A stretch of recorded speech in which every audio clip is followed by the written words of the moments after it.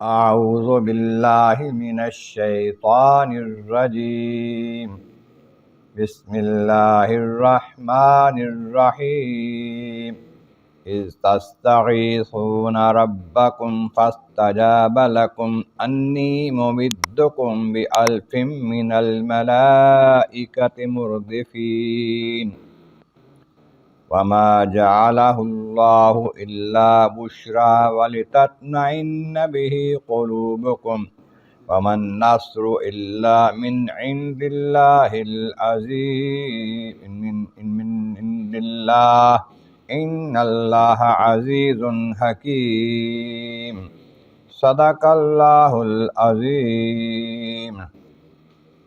حمد و ثناء رب کریم اور درود و سلام بر سید خیر الانام کے بعد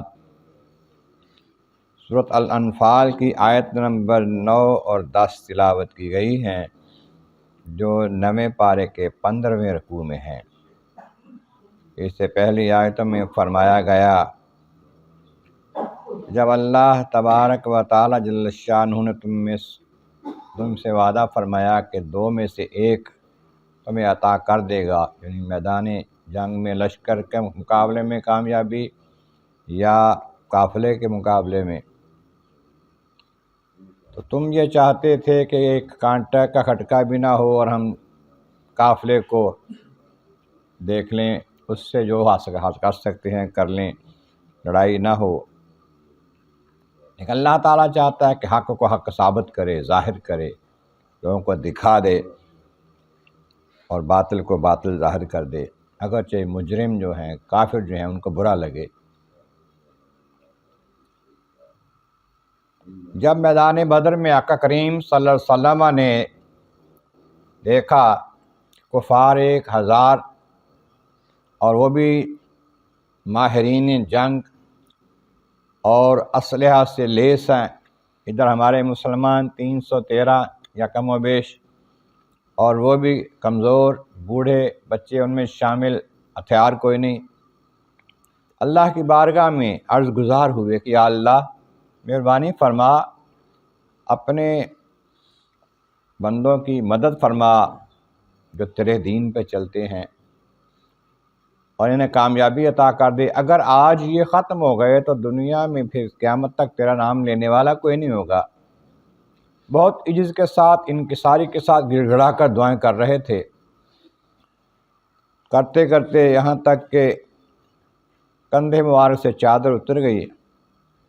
نبی سیدنا ابوبکر صدیق رضی اللہ تعالیٰ عنہ پاس سے چادر کندھے پر ڈالی، عرض کیا حضور بہت ہو گئی ہے دعا، اللہ دعا قبول کرے گا۔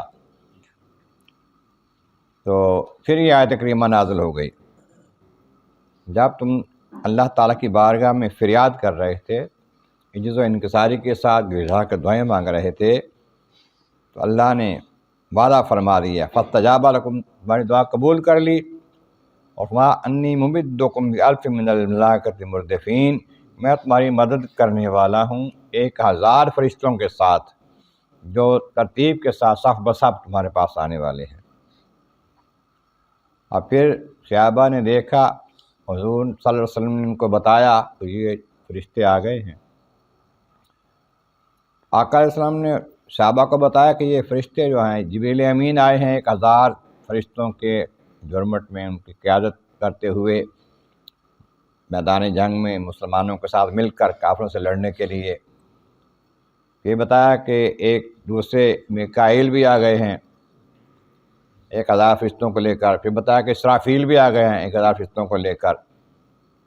اس طرح ہزاروں فرشتے اللہ کریم نے بھیج دیے۔ اور صحابہ کرام نے بعد میں بتایا کہ میں ایک کافر کے پیچھے بھاگتا ہوں، کافر کو میں نے کچھ بھی نہیں کیا، ابھی اس کو کوئی چوٹ لگی ہے اور وہ گر کے مر گیا ہے۔ کسی نے کہا ہم نے چلتے ہوئے آواز سنی ہے ہوا میں، اقدم حیزوم اقدم حیزوم۔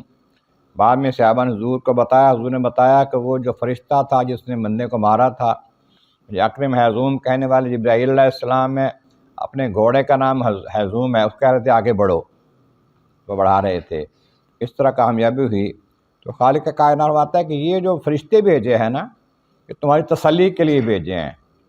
ما جعلہ اللہ الا بشرا، تمہاری بشارت کے لیے، خوشخبری کے لیے، تمہیں خوش کرنے کے لیے، تطمئن بہ قلوبکم، تمہارے دلوں کو اس سے اطمینان ہو جائے ہماری مدد آ گئی ہے، ہمارے پاس مدد کرنے والے آ گئے ہیں۔ لیکن من نصر الا من عند اللہ، حقیقت میں مدد تو اللہ کی طرف سے ہے، کامیابی تو اس کی طرف سے ہے۔ کوئی فرشتہ بھی نہ بھیجے کون کہے سارے کافر مر جائیں۔ اس بات میں کہ یہ تمہاری تسلی کے لیے، تمہارے سکون قلب کے لیے اللہ کریم نے فرشتے بھیجے، تمہیں فرشتوں کی نشانیاں بھی دکھائیں، لیکن یہ مدد ہم اللہ کی طرف سے ہے، جس کو وہ چاہتا ہے کامیاب کر دیتا ہے۔ ان اللہ عزیز حکیم، بے شک اللہ تعالیٰ غالب حکمتوں والا ہے، ہر کام میں حکمتیں ہیں۔ اب یہ کمال اللہ نے عطا فرما دیا کہ محبوب صلی اللہ علیہ وسلم کو ایسا قائد بنایا ہے کہ فرشتے بھی آپ کے ساتھ لڑتے ہیں، آپ کے ساتھ مل کر آپ کی قیادت میں لڑتے ہیں، آپ کے لشکر میں شامل ہونا خوشی اور فخر محسوس کرتے ہیں۔